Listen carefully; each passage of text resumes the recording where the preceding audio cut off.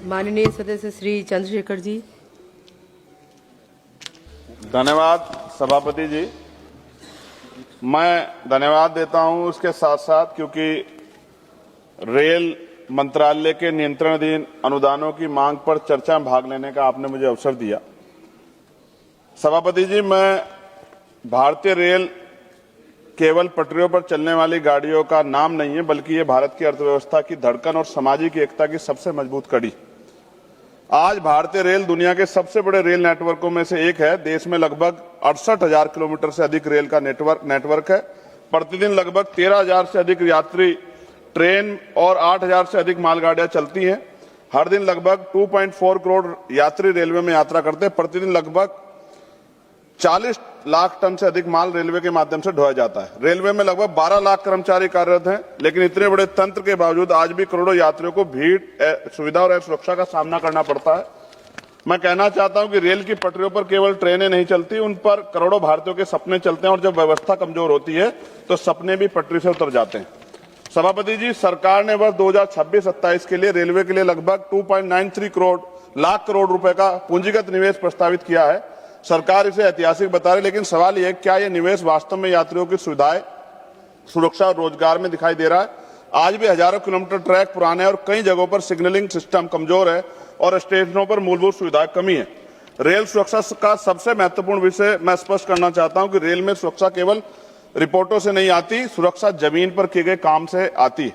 आज भी हजारों किलोमीटर ट्रैक पर नवीकरण होना बाकी है और कर्मचारियों की कमी एक गंभीर समस्या है।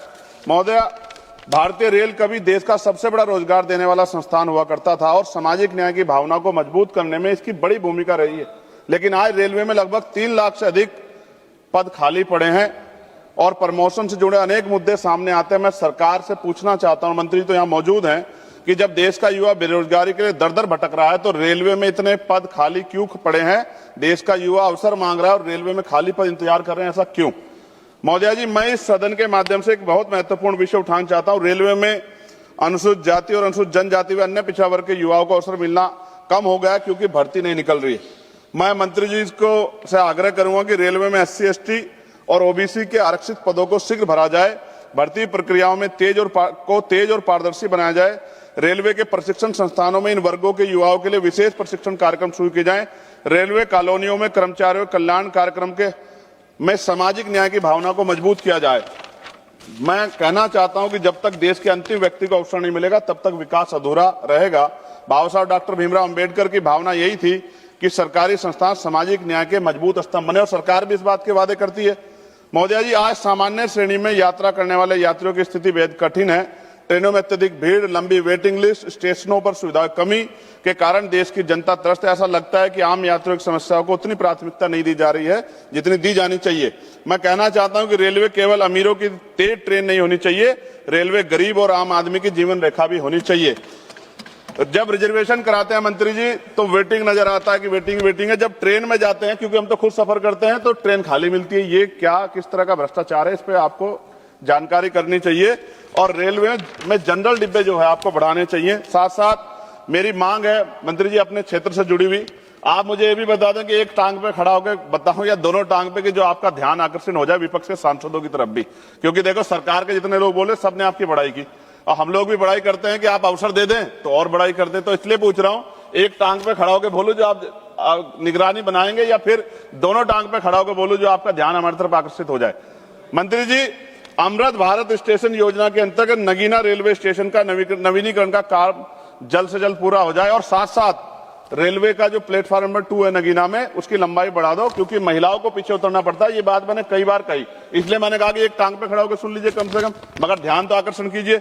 नगीना और आसपास के क्षेत्र में लाखों लोग दिल्ली, हरिद्वार और लखनऊ की यात्रा करते हैं, इसलिए आवश्यक है कि दिल्ली और हरिद्वार जाने वाली प्रमुख एक्सप्रेस ट्रेनों का ठहराव नगीना लोकसभा क्षेत्र में बढ़ाना चाहिए।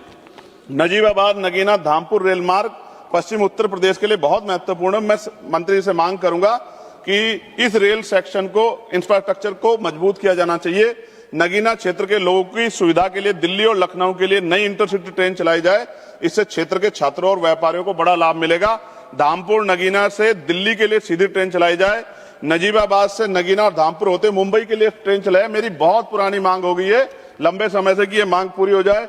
और सेौरा, किरतपुर, हल्दौर, नगीना, धामपुर आदि स्थानों पे फ्लाईओवर अंडरपास की मांग का काम जल्द पूरा हो जाए। आपको याद है, आप भी कहते हैं, बहुत सारे मंत्री कहते हैं 1-1 मिनट कीमती है। अब 1 मिनट का जो वैल्यू है वो यहां पता लगती है, लेकिन वहां 15-15, 20-20 मिनट खड़े होना पड़ता है। और ये डिजिटल इंडिया है, विश्वगुरु भारत की बात होती है सरकार की तरफ से, कहां है वो?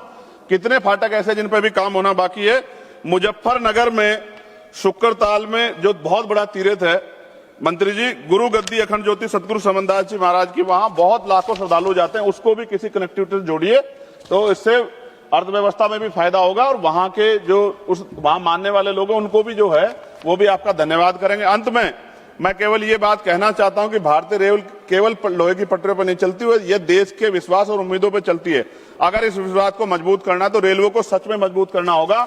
और नगीना लोकसभा दूसरे राज्य को भी जोड़ती है, इधर हरिद्वार और इधर कोटद्वार, तो नगीना से होके निकलते हैं, दोनों राज्य का वो जोड़ है। मेरा आपसे आग्रह है कि नगीना की जो मांगे मैंने रखी है मंत्री जी, अगर आप इनको पूरा करेंगे तो ये स्पष्ट होगा कि आपकी कथनी और करनी में फर्क नहीं है। अगर आप सिर्फ सत्ता पक्ष के लोगों के काम करोगे तो इससे स्पष्ट होगा कि आपकी सरकार सबकी सरकार नहीं है, आपकी सरकार सिर्फ अपने लोगों की सरकार है। और जहां के लोगों ने आपके खिलाफ वोट किया है उनके अधिकारों का संरक्षण भी, क्योंकि अब तो आप मंत्री किसी पार्टी के नहीं, आपको करना ही पड़ेगा। ये भी मैं आपसे आग्रह करता हूं। बहुत बहुत धन्यवाद सभापति। जय भीम, जय भारत।